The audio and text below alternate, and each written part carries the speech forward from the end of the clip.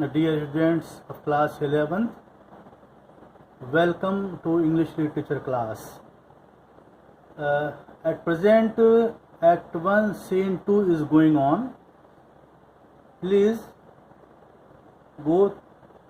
see what Prospero says here in his speech. Prospero, you can see line number 303. Prospero's speech. Thou liest, malignant thing, hast thou forgot the foul witch Sycorax, who with age and envy was grown into a hoop? Hast thou forgot her? He is in great fury. Prospero reminds all the difficulty that Ariel had suffered in the past. He says, Prospero says, you are lying, spiteful creature, hateful creature. You are lying. Have you forgotten the evil witch Sycorax, who was bent double by old age and by malice? Have you forgotten her? She had malice. She was an old witch with malice.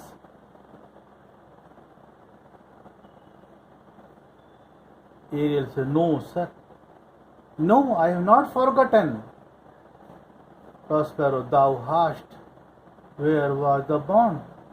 Where was she born? Speak, tell me.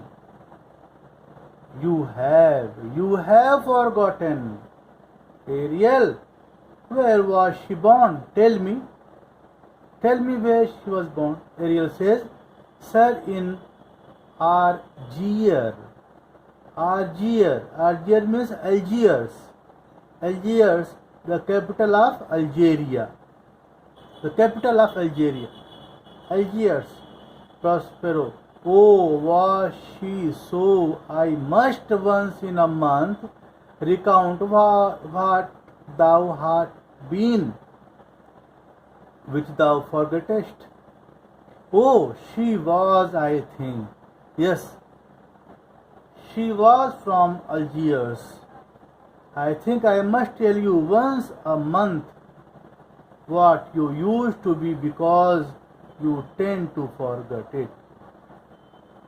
I reminded you just 1 month before so that you could not forget it. This damned witch Sycorax, for mischief manifold and sorceries terrible to enter human hearing from Argiers, thou knowest, was banished for one thing she did. They would not take her life. Is not this true? The evil witch Sycorax, he says, the evil witch Sycorax was banished from Algiers for doing many kinds of mischief. She was exiled, she was banished from Algiers for many kinds of mischief and for dealing in black magic. She knew black magic, too terrible to be told to human ears. Very difficult to. It was very terrible to be told to human ears. It was decided them not to kill her. The people of Algiers decided that she should not be killed because of one good deed she had done. She had done one good deed. Because of it, the Algiers did not kill her. One good deed that she had done. Is this not true? Ariel says, yes sir, it is right. Prospero says,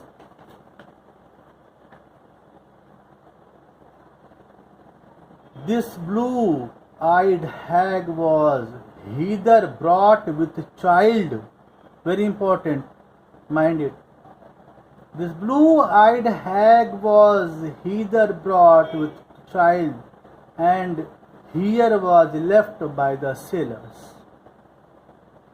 This ugly old witch with pale blue eyes was brought here while she was give the birth. She was about to give the birth and was left here by the sailors.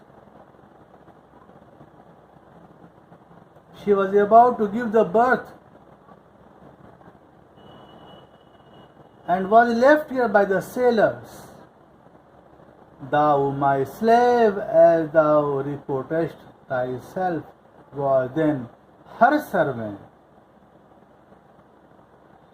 You, who are my slave, were at that time her servant.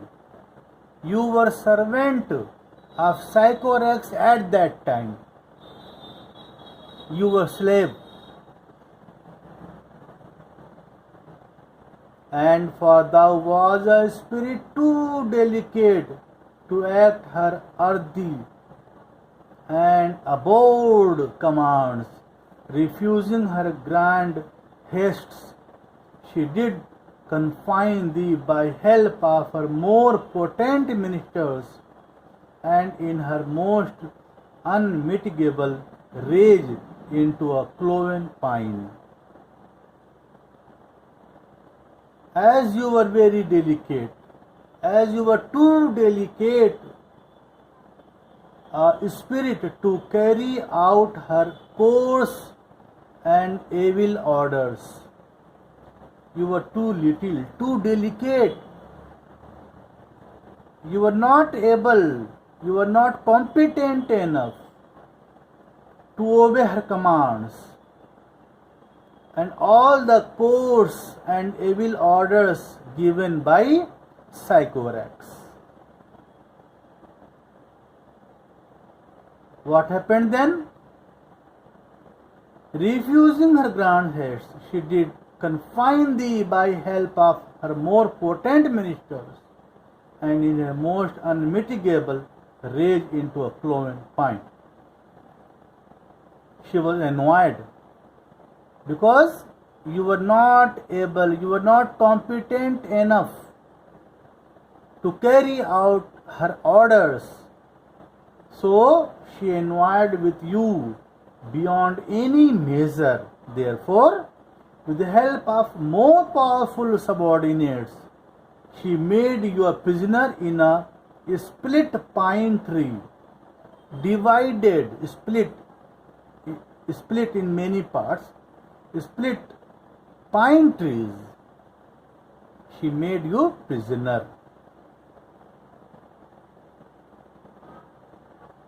Within which rift imprisoned thou didst painfully remain a dozen years, with which space she died and left thee there. What happened? For 12 years you suffered the torments of imprisonment. You were under her imprisonment for 12 years. During this period she died, leaving you a prisoner for life. Leaving you a prisoner for life, for whole life. There you used to groan. He said, what happened? Where thou didst vent thy groans as fast as mill wheels strike. There you used to groan repeatedly like the wheels of a mill in their revolutions striking the water. Then was this island, save for the sun that she did litter here, a freckled whelp, hag-born, not honored with a human shape.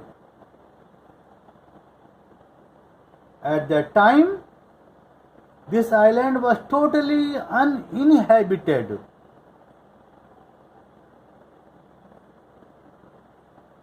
No one was here, except for the child to whom that witch had given birth. On this island, no one was there except the child which Sycorax had given the birth, and who was no better than a dog.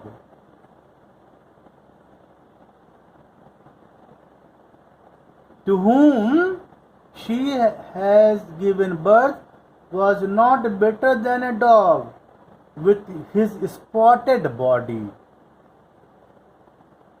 The baby of Sycorax was like a dog with his spotted body. Ariel says, yes, Caliban, her son. Yes, Caliban, her son. Prospero says, dull thing, I say so. That Caliban, whom now I keep in service, thou best knowest what torment I did find thee in. Thy groans did make wolves howl and penetrate the breasts of ever angry bears. It was a torment to lay upon the damned, which Sycorax could not again undo. A stupid creature, Caliban, a stupid creature, I say he is Caliban, whom I am keeping now in my service. Caliban is in my service now. You know very well the severe torture I found you suffering from. Your groans made wolves when you were in prison. Your groans made wolves howl, and the savage bears feel sympathy for you.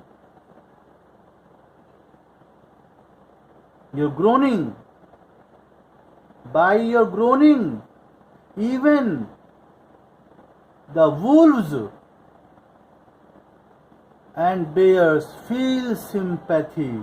Wolves howl, and the savage bears feel sympathy for you.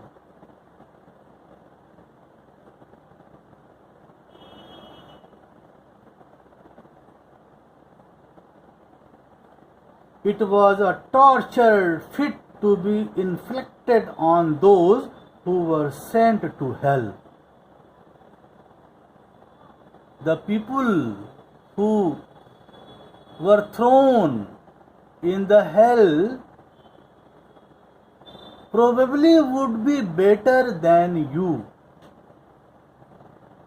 It was mine art when I arrived and heard thee that made gape the pine and let thee out.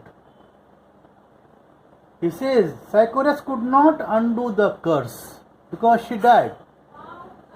When I arrived at this island and heard your groans, your pains, your groans, I knew your agony.